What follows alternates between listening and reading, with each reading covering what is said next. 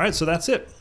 We've done it. We've solved the problem of these colonists. Their supercomputer has a criteria for figuring out how to do a good job allocating resources. And for this to happen, it takes all its information about preferences. It uses those to compute indifference curves. It takes all its information about production technologies. It uses those to compute isoquants. And it uses all this information to satisfy three criteria. There it is.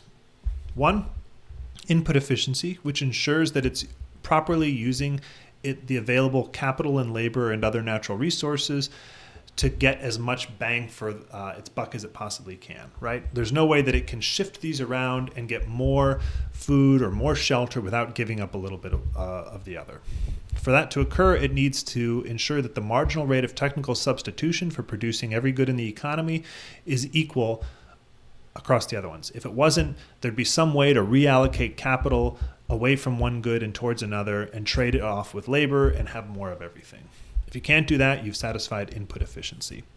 Second, it needs to figure out how to allocate goods among all of its consumers. Okay, all of the colonists have different preferences. Some of them like food, some of them like shelter, but this is a problem that can also be solved.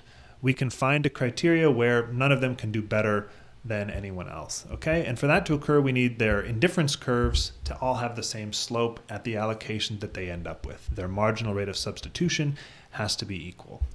Last but not least, we need to figure out what mix of food and shelter we're actually going to produce. And for that to occur, we need the marginal rate of transformation, which is the slope of the production possibilities frontier, to equal the marginal rate of substitution for every person in the economy.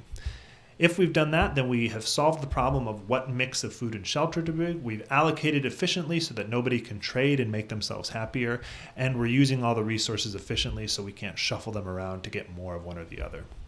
When we've done that, we've achieved Pareto efficiency, which is this minimum criteria that we want to achieve. Okay, so the supercomputer can figure this all out. No need for markets, no need for anything else. It can do a great job on its own. Or can it? That's what we'll talk about in the next video.